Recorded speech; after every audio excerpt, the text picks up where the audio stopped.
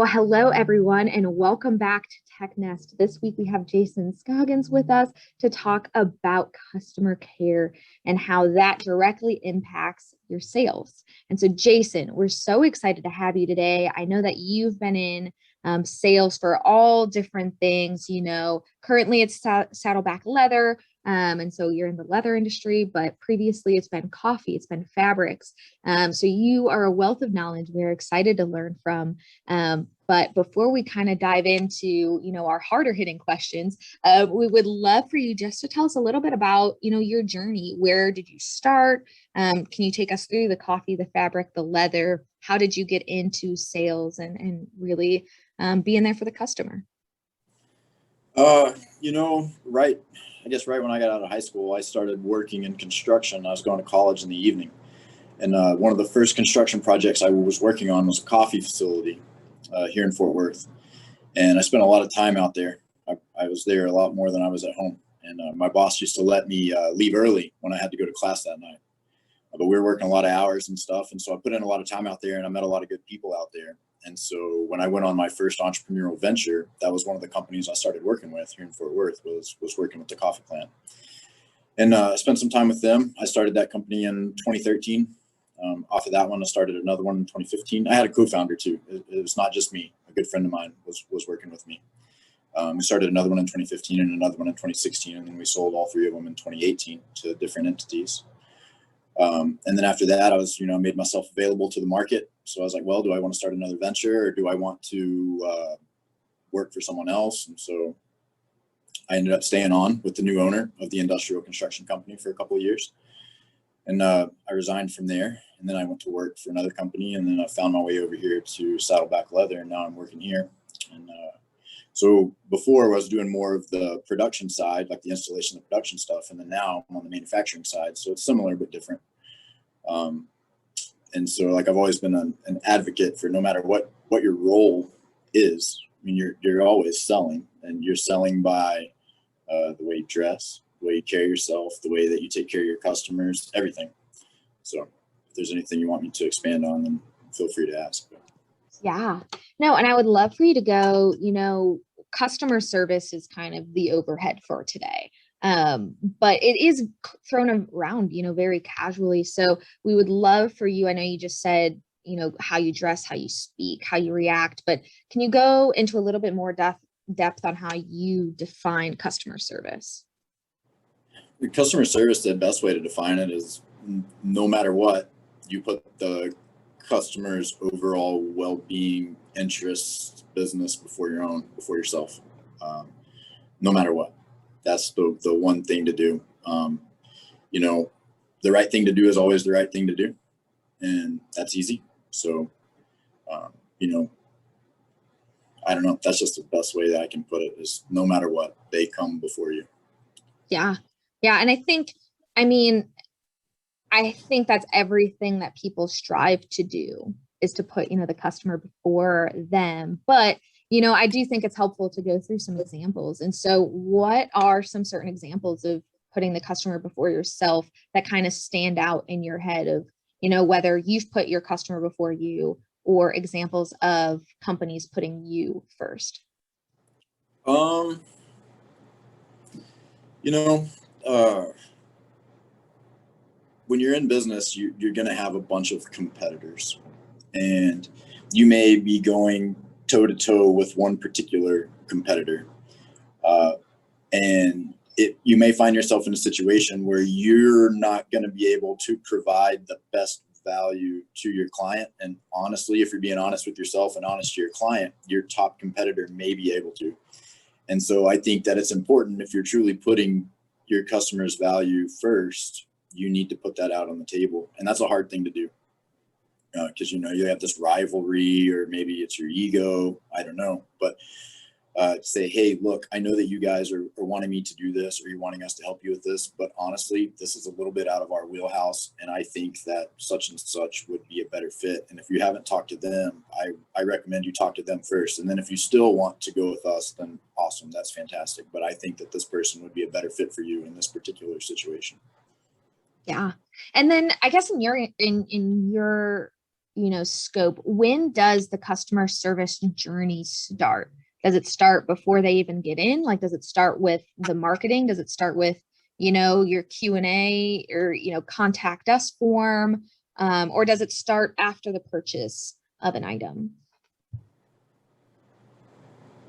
I think it starts before, it starts before a client even realizes you exist, because their first impression is going to go a long way.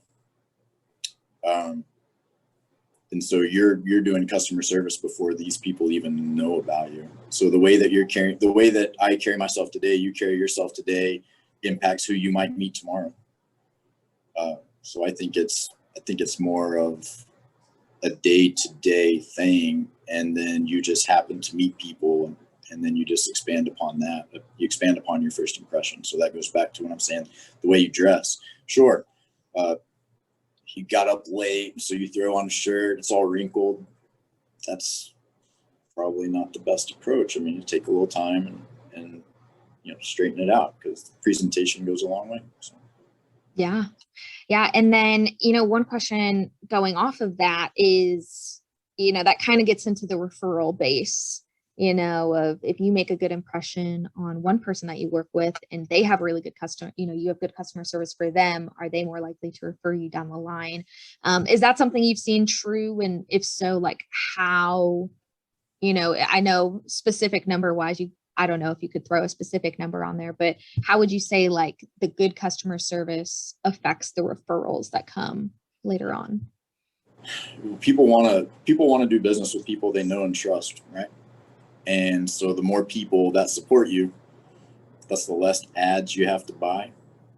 That's the less salespeople you have to employ, because now those supporters and advocates are essentially your sales team. If I, have an issue at my house, and I'm like, oh, hey, I need to know a good trim carpenter, I'm going to ask my friends first before I ever get on Google or get on anywhere else. But hey, do you know a guy? Logan's in here. Hey, Logan, I know you were doing this stuff. Hey, do you know a guy? I'm going to ask that first, because you want to, if you don't know someone, then you're going to do business with someone your friends know, because you trust your friends. And so I think that is definitely important. Your advocates and supporters are going to go to bat for you. I've had so many people go to bat for me for so many things. Like, there's no way I could have done 90% of the things I've done that are considered great or good without help from other people referring me or going to bat for me. So. Cool. And then, that kind of gets me thinking of, tracking those referrals and tracking people that you have worked with and worked with in the future, you worked with in the past, or that you want to work with in the future.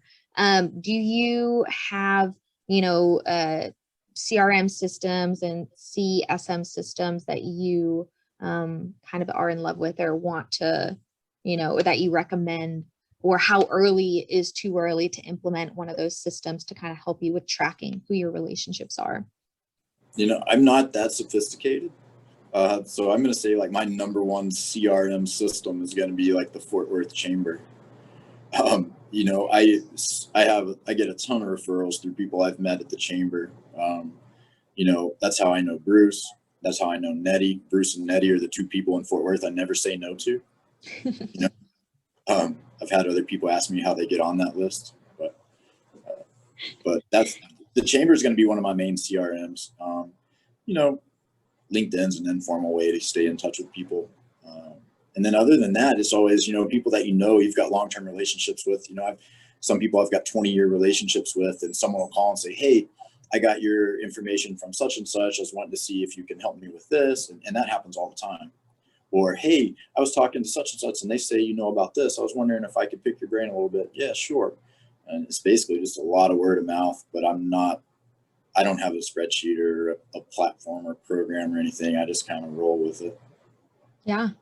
Yeah. And then, kind of going back to that, when you get those calls, I guess I'm curious because Tech Fort Worth, y'all sponsored one of our events for M Crew. So thank you for that.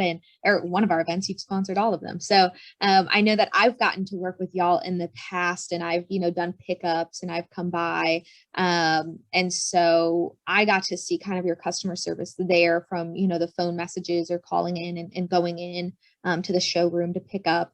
But what are kind of, when you look at Saddleback Leather, what are all of the touch points of where you have customer service examples for like all the entrepreneurs in the room who need to know, like, okay, you need to make sure that this is a customer service point and that this is a point and this is a point? Well, talking about customer service at Saddleback, that is a gem. The customer service people here, the customer service gurus, as Susan calls them, they're amazing. Every one of them is top-notch, superb customer service. When I had first talked with Susan, we were talking about different books and pinging those back and forth off each other. And I read one of her favorites, and it was just fantastic. And you can see the way that she operates is like, buy that book. It's really awesome to be a part of a team like that. The thing that they'll do is if they have someone on the phone, customer service, they're not sitting here saying, oh my gosh, like I got to get this person off the phone in 3 minutes so that I can get the next person. They may be on the phone with that same person for 30 minutes, and that person may, they had a dog has passed away or something, and they're sad about that and they relate to that. Well, then, they may go out and get a piece of leather and write a handwritten note on there saying, oh, so sorry to hear about your dog, or find a particular verse in the Bible and have that engraved on a piece of leather and put it in there. That'll help comfort them in that situation. Just doing little bitty things like that. I just got an email forwarded to me this week of one of our people a customer was going just through the roof about how amazing the customer service experience was for them this week. And I just think that that's fantastic. That's cool. No, that's awesome. And one other question is kind of going back to what you just mentioned about, LinkedIn being one of those CRMs for you. Yeah, you're on social media, you're using LinkedIn. Are there other ones that you use? Do you correlate your interaction with people to that customer service? Is that then connected to you, or is it connected to Saddleback? Does it help earn trust in people to engage with them on social media? I think so. I mean, if you realistically tried to reply to every DM or everything that you got, I think you'd spend your whole day doing that. And so you don't want to like take away from the customer service experience, but at the same time, you still have to get things done. But I do try to interact with people on there. I do try to provide feedback. I do try to reply to feedback. I try to reply to as many DMs as I can. I formed some great relationships on there. There's a fella I met recently on LinkedIn, and he happened to be in the area a week ago, and he came by the office, the showroom. He brought me coffee and 3 books. And I'm like, man, this guy's speaking my language, this is fantastic. And then he's actually going to drop by again tomorrow. And we're forming that relationship strictly off of a LinkedIn interaction. He had made a post about when your friends start a business, buy their stuff, even if you need it or not. Buy their stuff and support them and give them reviews on it. That's customer service in itself right there. And I had said, yeah, 1000%. And then now he and I are interacting when he's in the FW. So it's interesting. That's cool. No, that's a cool story. And, we have one other kind of, variant to social media is when you get those kind of like firestorm moments of maybe somebody leaves out of the blue a really bad customer review somewhere, or they decide to, spam blast and, send it to all their friends. What do you do in those moments where it's very visual on social media? And has that happened to you, or have you just seen that happen to other people? Sure. I think too, and in those situations, you can you're like, oh my gosh, like how could they say this? And you just kind of like want to fire back, go tit for tat. But if your heart's in the right place and your customer service values are in the right place, and how you're presenting yourself, you can't do that, because then you compromise your integrity. So you would just have to continuously take the high road. And sometimes by always taking the high road, you may make yourself look foolish. You may feel foolish, but you still have to do it. That's otherwise your values that you're sitting like, I can't sit here and preach to you about customer service, and then tomorrow you see on LinkedIn I'm in a a heated debate, condescending comments back and forth with someone. That's not going to be productive at all. And so if that person is coming at you and they're going to leave you 1,000,000 one-star reviews and they're so mad and they're going to tell all their friends to never do business with you again, you still have to take the high road and do everything in your power to try to resolve the situation and let them walk away. They can walk away mad. That's okay. But let them walk away with a positive experience. Yeah. And then I guess, kind of going off of that, have there been any moments that you think have kind of stood out in your career that, might have been missteps at that time, but have really taught you, what your go-to methods are now? Yeah, sure. I mean, everyone can play the card when they were younger, they made mistakes, right? 10 years ago, 15 years ago, would I have been able to tell you what I'm telling you now? No, probably not, because I was still learning and, you're trying to figure that out and you're kind of building your own brand and kind of standing up for what you believe in or whatever.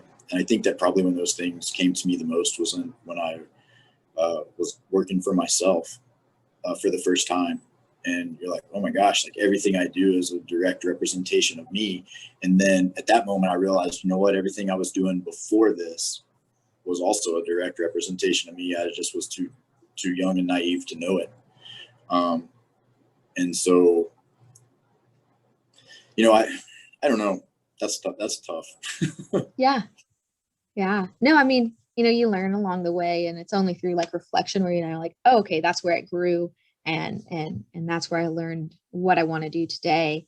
One other question that kind of just popped up in my head as I was processing your last answer, was, when you're responding to a message, whether it's a positive message, I mean, kind of, I think they might have two different strategies, but if it's a positive message, what is your strategy for responding? And if it's a negative message of somebody is very heated, what is your strategy for that? Is it, identify the situation, try to, get them an answer that they're looking for? Is it resolve the conflict? Like, do you have kind of one of those, go throughs, or is it kind of just what the situation calls for? No, I mean, immediately take full responsibility. Even if it wasn't you. If it wasn't you that did it, it doesn't matter.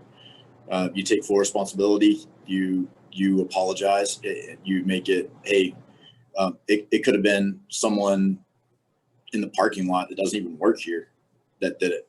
And you say, oh my gosh, I'm so sorry that this happened. This doesn't normally happen. Would you please forgive me? You just put all of it on you right immediately. Like, I'm so sorry. Don't fight back. Well, that's not my fault. That guy doesn't even work here. That's not going to be productive. It's not going to go well because you're attacking a well-fortified defense at that point. And it's not going to go well. So the first thing I say, no matter what, is you instantly take full responsibility for it. And then you start to work through it and just listen to them. Most of them they just want you to hear that they're angry, they're upset, they had a negative experience. And then at that point, everything you do is crucial in making that pivot into a positive experience, because they can say, hey, I really had this problem and I spoke with such and such there. And although I was upset, I left in a good place. The customer service there is amazing. So I think that's the one thing, is just accept responsibility no matter what. Hey, even if you didn't do it, doesn't matter. Just accept responsibility. I'm sorry. Yeah. Yeah. And I think, I like that you elaborated kind of on the taking responsibility, because I think, when you dive into what the different like realms of I'm sorry looks like, there's a lot of different ways to like pin it on other things. So no, I really like that approach. I think that's really incredible to hear. And, one thing that kind of stems off of that for me then is, as entrepreneurs and as people that work for a company, there is, I have two questions. We'll get to the second one in a minute, but how do you, if you get a negative reaction, because I know positive reactions, it's always fun to be like, oh, that's incredible. I'm so glad that helped you. But if you get a negative reaction, do you still kind of take that on as it's a personal failure? Or like, have you been able to find a good way to separate out, what goes on your shoulders and what is okay to let go? And you just need to mitigate it and move on. What's your approach to that? I think you can play it either way. You can take it personal. Let's say that it's your business, right? And you're the owner of the business. So then in that dynamic, the beauty of responsibility is you can delegate it, but you can never part with it, so that it is personal. If it's just maybe this person is upset and they're not necessarily mad at you personally, they're mad at the situation or a prior interaction, well, then that's not personal, but then it is also your personal duty to fix it, or do everything you can to fix it, or try to fix it, or to hear that person or make it right. So I guess it's personal. It's just a matter of how you want it to be personal. It's not necessarily a personal attack on you, but it is your personal obligation and responsibility to do the right thing and make it right. So yeah. And so somebody in the chat, John Burt, put in the chat proactive customer service. So proactive customer service is the goal. Do you have any advice on how businesses can shift from being reactive to proactive when it comes to that? I think, or is it a mix? No, that could be you might have the wrong person in the wrong seat. Most customer service people are so if they do a CVI, they're merchants first. If you have someone with the wrong CVI in a customer service seat, that could be the first issue. You may need to move them to a different role and get someone else in there. Training, reading, like really delving into it, or imagine in places that you've been that had superior customer service, and you're like, oh man, how could I try to reciprocate that customer service to my customers? Because I like that. Like Disney, for example, right? Everyone knows Disney. If you've been to Disney, like it doesn't matter what happens, you cannot go there and have a bad day. If it's raining, someone broke into your car, you'll leave feeling good about it, right?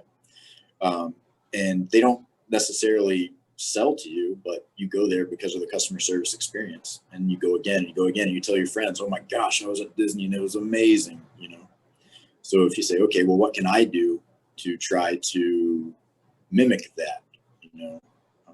That's a good step in the right direction. Yeah.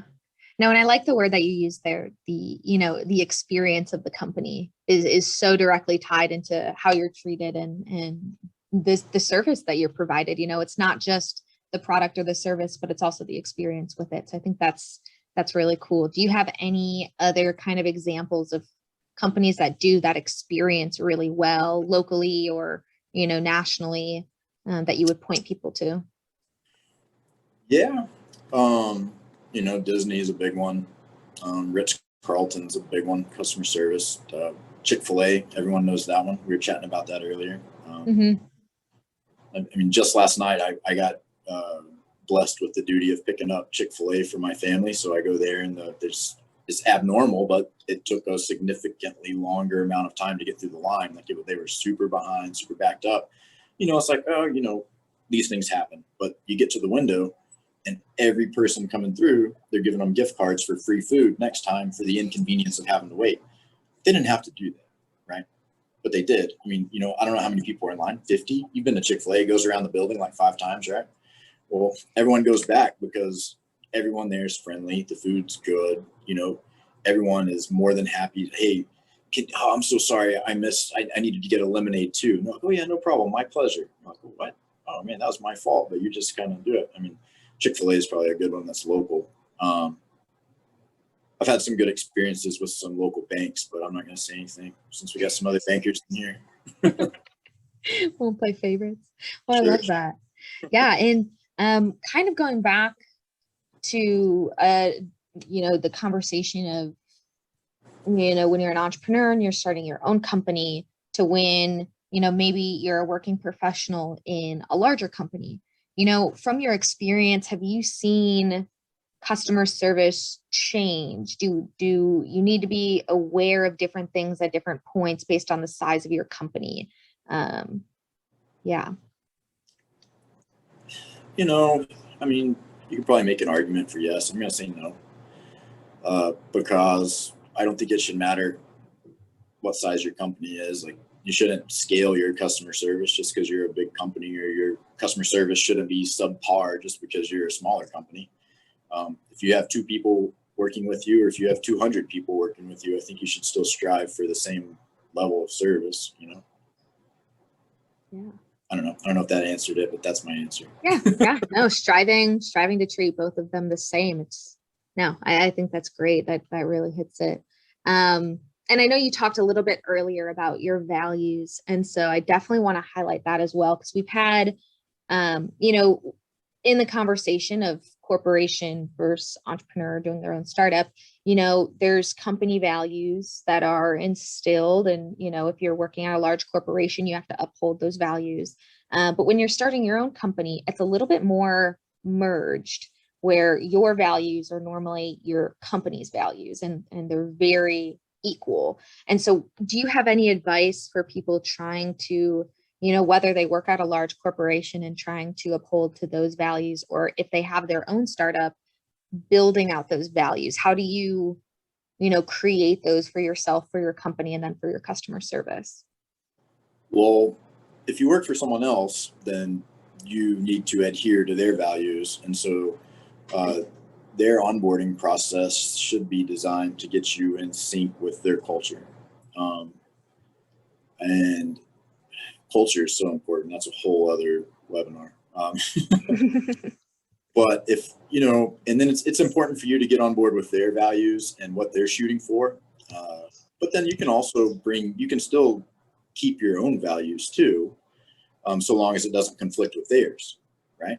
You can say, well, I have a value of people cannot talk to me in a condescending manner. Well, if you're in customer service, that's probably going to be a value you're going to have to break. And if you can't adhere to the upper tier standards of an entity that has superior customer service, then you probably shouldn't be there, because then it's a matter of personal values versus business values. That's no good. But if you start your own entity, well, then you get to set the culture, because if you don't set and design the culture the way you want it, the culture is going to design itself out of necessity as opposed to design, right? So then it's up to you to say, okay, well, how do I want to lead this charge? If you show up to work and you look like you just rolled out of bed and everything, well, everyone else probably will too. If you swear at work, well, other people will probably swear too. You got to set the pace in your lead. Say, hey, no, we're not going to talk like that here, or we're never going to talk to a customer like that, and this is the way that we're going to handle it. We're never going to, I don't know. I mean, you set the pace. We're never going to compromise our integrity, our values, our ethics. We're not going to put a dollar amount before our customers or before our employees. Like, we're going to put them first no matter what. So. Yeah. And then, we're at, 5:07 at the moment. And so I want to hop in to kind of a different segment of customer services. Really, how do you turn that into sales? And then for everybody in the room, continue putting your questions and your, everything in the chat room. I have a couple, pinned for me to come back to in a couple minutes. But yeah, 5:15, we'll launch into some of those questions. So definitely get them in there. But yeah, so my first question for you, kind of diving more into the sales realm, is how do you turn customer service into sales? What is the process from relationship building to selling? Well, I said earlier, I stole the quote from Bob Berg, but people want to do business with people they know and trust, right? And so that's the start. If you give them a positive customer service experience, they're getting to know you, they trust you, they trust that you're going to help them. And in doing that, then they will in turn be a repeat customer or be an advocate for your company, your brand, or whatever, and that turns into sales. Little things make big impacts. I always say, like, if you go the extra mile, it won't be crowded. Everyone wants to sell. Everyone wants their business to grow. Everyone wants to, have a new revenue goal. But so everyone's doing the same thing. What can you do that's different? That's going to make you different? Well, you just do a little bit more. You can go run a mile in the morning, and you can run for 10 minutes. Well, Is it going to hurt you to run 10 minutes and 15 seconds? Just go a little bit more. Same thing, I used to send out handwritten thank you cards for when I was on the industrial side for if we just had the opportunity to quote a project, like you just let me quote it. Like you didn't even give me the project. I wasn't even awarded to us, but you let me quote it. Well, I would send a handwritten thank you card, say, hey, thank you so much for thinking of us and allowing us to quote this project. I really appreciate it. That's it. No problem. You didn't have to give it to me. I was not the most qualified contractor. That's fine. No problem. But thank you anyway for the opportunity. I used to do that a lot, and just, I don't know, just always do something a little different. Listen to them when they're talking to you, listen, hey, I've had chats through the chamber about lapel pins and different things and people like, you learn about them and then you follow up or someone say, hey, I'm doing this. I'm starting my own business and I've got some questions about this. And and then I would think back, I read this book. And in this book, it kind of expanded upon that. So then I would buy the book and send it to them and, dog ear bookmark the page and say, hey, the question, the things we were talking about the other night, read this and see if it'll help you. What's a book cost? I don't know, $12, $20. Doesn't hurt anything, send them a book. It's a kind gesture. They appreciate it. They're going to remember. They're like, oh yeah, that guy, Jason, he did that at one time.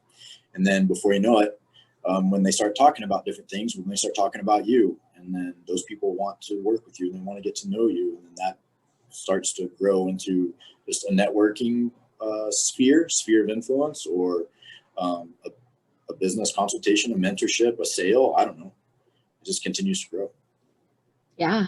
No, and talking about, that continuing to grow, I think people, there's probably everybody in the room does it a little different, but when you're tracking kind of those relationships, your procedures after a sale, how do you continue kind of owning those relationships or, are you in charge of each relationship? Do you, that you have a whole sales team? Do you kind of say like, hey, follow up with this person? Do you own kind of all of it? Does everybody have their own? What does that kind of look like, the follow-up? Somebody's got to own it. And, probably the best thing to do is just kind of have like a little get together. Hey, okay, who is going to do this? Okay. Samantha, you said that you're going to do this. Boom. Well, after the meeting, you send an email and say, okay, just to clarify in the meeting, this is the recap, and agreed, you agreed to follow up on this, So then there's accountability there. So someone doesn't say, hey, I'm going to follow up on it, but then they forgot, and then you can go there. But no matter what, after a sale, I think it's absolutely imperative that you follow up. Hey, I just wanted to check on this. If you have, you can go in, you can see what they bought, you can see what they ordered. Like, here at Saddleback, I saw you got the front pocket leather briefcase. I want to see how that's working out for you. You happy? What do you think about it? I used that one and did it, and follow up. Keep that line of communication open. If I get in and help with customer service at all, I always say, hey, stay in touch. If you need anything else, just reach out to us anytime. Keep the line of communication open always. Before the sale, after the sale. If they're thinking about a sale, if their friend is thinking about a sale and they have a question, I don't know, call us, talk to us. Yeah. And then if you do have the numbers, maybe you don't, but, do you have any insights into, we talk about touch points pretty often, of touch points that it takes to get to a sale. Some people it's 7, sometimes it's 11, can go higher than that, but how many touch points do you think it takes for the average Saddleback Leather customer to make a purchase? And then how many touch points do you think you have with them afterwards, after that, and whether that leads to another sale, a referral, or, something else? All of them, all of the touch points. I don't have a number for that. I truly don't. If I would have been a little better prepared, I could have given you a number, but I don't have a number for that. I'm sorry. That's okay. I feel like that's a hard number to give. It's like, okay, we have a lot of different moving groups, but that's always a question that I'm interested in is, for your company, how many, because I feel like at some companies it's different, based on what the customer is looking for. So no, that's interesting. And I guess, so we have 1 minute before we're launching into some other questions, but do you have any last kind of examples of customer service turning into sales from either your history or any that you've read about that you really enjoy and want other people to know about?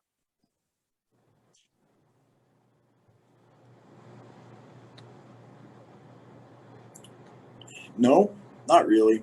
I'm trying to think of a good example, and then by doing that, I'm getting overwhelmed in my head, and then I'm trying to think of all the I'm examples. Well, I'm trying to think of how to do it without dropping any names. You know what I mean? Yeah, because it is recorded. No, that's smart. I'm trying not to do that, but then I'm trying to think of how I would be able to explain it without dropping names and be like, well, John Smith said, I've had, I think I was talking to you earlier. I'll use that example, the same one.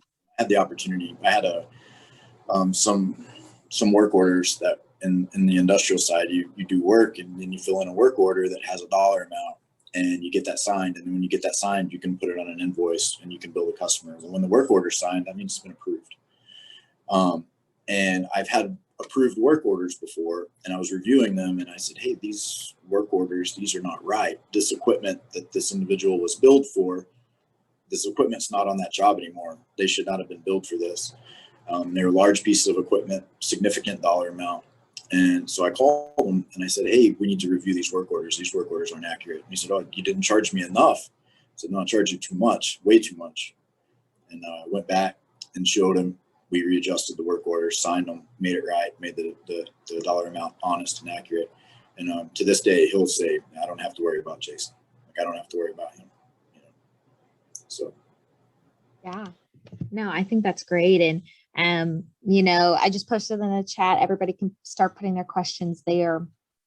But one question that came in was, earlier you talked about some of the resources that you use. And so definitely want to hit that right now, because I know you sent that in an email to Bruce and myself. But what kind of resources, have really impacted your education when it comes to customer service and sales? Books. I'm a big reader. I don't watch much television. Books and podcasts. So books, 3 books. There's a book called The Go-Giver by Bob Berg and John David Mann. Fantastic book, easy read. And then that one evolves into a series. I think the next one is Go-Giver, Sell More. And there's a whole collection of books. Those are great. Be Our Guest by Theodore Kinney, Kinni. That's a Disney-based book. Be Our Guest, like how to establish your setting and how to get into character and how to provide exceptional customer service. That's a really good one. And then Excellence Wins by Horst Schultz. He was with Ritz-Carlton. And a lot of the examples I gave earlier, especially the one about accepting full responsibility and putting it all on yourself, that came from Horst Schultz and Excellence Wins. Podcast, there's a fella in here, Derek Chevy. He's got a podcast, one called In Between Sales Calls. That's fantastic for sales. There's another one called The Deal Breakdown, where every guest dissects and breaks down a sales deal. Those are really good. I used to listen. I stumbled across him driving, and I'd listen to podcasts or audiobooks, and stumbled across his podcast, and then I listened to all of them. And I was like, oh man, these are fantastic. And I started interacting with him, and then now he's in here. So it goes back to networking and being an advocate for people. So now I am an advocate for him. Yep. I love that. I love that.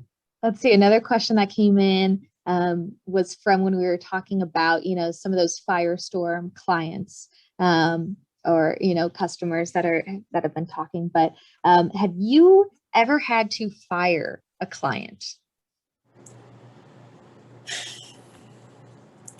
Personally, no. Have I worked for someone that has? Yes, definitely. And it wasn't like the customer was being irrational or just a real jerk or anything. It was just the numbers weren't there, and that the customer was wanting the numbers to get to a place where it wasn't lucrative for the entity I worked for. And so they said, hey, look, I'm sorry, but if that's the values that are in this equation, we're not going to be able to work here. So they did have to fire that customer there. But from like just a negative hey, you're just not being kind. No, I mean, I think those things can always be worked around. So no, I mean, someone else may have an example where it can't. I'm not saying those examples aren't there, but for me personally, I haven't had that experience. Yeah. Yeah. And then let's see, the next question was kind of going back to, you mentioned culture. And so when you went into the Saddleback Leather Company and that culture, was that was that a shift for you from cultures that you've worked at in the past? How did that affect your, your sales strategy? Well, the customer service and the culture here is awesome. So I knew I was going to have to get my act together if I was going to make it over here. I knew that I was going to have to, they set a high bar, Mm-hmm. and I knew that I was going to have to be able to try to meet that high bar and give it my best shot, because the customer service here is great. The culture here is great. So they set the bar high. So. Yeah. Then I'm scrolling up, and so we're going back by section and section. So then we had a question on social media. And so we know you talked about LinkedIn, but can you talk to us about other social medias and how, when you get DMs, is it on Jason's, personal accounts? Does Saddleback have their own, accounts that they run? Where are you answering DMs at and everything? If I answer DMs, they're on my personal LinkedIn page. Any other personal social media, like, you guys don't want to follow that, like, unless you want to see pictures of my dogs and my kids, right? Like, that's probably all you're going to see. But I don't respond to anything on the Saddleback platforms. Customer service and marketing does that. Mm-hmm. But what I would say is it's important to respond to all of them. The customer is trying to connect with you and engage with you there. You should take advantage of that opportunity. Even if the DM manifests itself into this 3-year conversation where they're saying hi every morning. I mean, you still have to, you need to engage the customer, and you need to keep the connection alive, and that can happen. At other companies, one of my companies that I founded, I was active in the Instagram a lot. And I had ongoing conversations for years with the same people in DMs, some people were over in the Czech Republic. I've never met these people before, but I've been talking to them for 3 years, but I think it's important to just engage everyone. And you might get that person in there that's causing an uproar in your comments or whatever, and they may be trolling you or baiting you. I mean, you can't take the bait, but you also, I still think you have to engage them. So just engagement. Yeah. Yeah. And then another question is, I think from a student on here, what, if you were to give advice on like a career in sales and in customer service, what would your kind of path look like? To be like, if you're interested in where I'm at now, start here, work your way up. And for people that aren't students, if they're looking to switch into that career or really build it out in their own, what would they need to do? First thing is get an idea of what a salesperson's personality CVI score would be, and see if you fit that. If you don't, then know you're going to have different roadblocks that other people might not have. Next thing would be, it's not about you. It's about them every single time. It's about them. Go back to Disney. You're never going to get the impression that the employee of Disney is making anything that they're doing about them. It's always going to be about you. And that's it. If you can accept that, if you can accept that it's not about you and it's about them, then you will do well. If you can't, then you won't. I mean, you might. Sure, you may be an anomaly. You might, but I wouldn't. If I put myself first, I wouldn't do well. I think anything that I've done well at is because I put the customer, the clients before me. So that's what I say. As long as you can accept that, then you'll be fine. Then when you do that, get a mentor, get a sales mentor, do sales training courses, practice. Derek, the guy in here, he's all about role play, where you role play sales situations. Do that. and then just keep trying, keep trying, keep trying, keep trying. Don't let rejection get you down. You're going to get rejected. That's okay. You're not trying to sell them something. You're trying to offer a service to them. You're trying to help them. And if you can help them, then you will. And if you can't, then you won't. And it's not personal. They're not in the market for what you're selling. That's fine. No problem. I love the way you put that, because I feel like sometimes, as an entrepreneur myself, I get so connected to what we're doing. And so it does almost feel like it feels personal sometimes when somebody's like, oh, I don't think we're a fit. And you're like, oh, I know that. But it can definitely, be emotional. But I do like how you put that, to be a good product and service, like it's not about you. It's about how you help them. And if that's getting them to a competitor, I really like that point that you make. I really like that. Let's see, let me scroll through the questions one more time. If I missed your question, there are a lot of the direct messages, so just resend it if I didn't get to yours. But let's see. Go to two. Nope. Okay, I think we got those. Okay, well, cool. Well, let me go back to my list then, because I know I had one more question for you. Oh, you know what? I do want you to talk a little bit about, I know you mentioned it before we all hopped on, but could you talk a little bit more about making the customer the hero, and what that looks like? Yeah, sure. So that's also, I stole that from Donald Miller and from Bob Berg. That's actually in the Go Giver also. But basically, your customer is trying to do something. They're trying to accomplish something, and it's not your job to be the hero. If I say, oh, I was a 3-time entrepreneur and this, that, or the other, they don't care. That's making me the hero. If you say, hey, how can I take my experience of a 3-time entrepreneur or whatever and help this person accomplish what they're wanting to do, so that, they look good in their career, or they do a great deed for their company by working with me, and it makes them look good. Well, then that's what I mean. They get all the credit. You shouldn't get any credit, because you're helping them be the hero. It's not your job to be the hero in this story. It's your job to be the guide. I think I think Donald Miller makes the connection to kind of like the Lord of the Rings, where Gandalf kind of guides Frodo like that. So that's your job. Frodo is the hero. Gandalf is just a guide. And that's the kind of the approach you have to take. You have to guide your customer to become the hero. And if that means guiding them to your competitor, then you guide them to your competitor. I love that. Well, cool. I'm glad you shared that. I appreciate that. And we're getting to our last couple minutes. So before I do a closeout, do you have any final words of wisdom or motivational, get out there, go do sales? Any parting words you want to leave with us? Just do your best to give them the best experience possible, because on the internet, I mean, they can find anything, and they can get a new vendor, a new company, or whatever, and they're allowed to do that. And so it's important to give them a positive experience, even if they choose to do that. And just don't be selfish and put them first. That would be the main thing, the whole thing. Customer service sales, it's not about you, it's about them. Don't be selfish. Be selfless. Don't be selfish.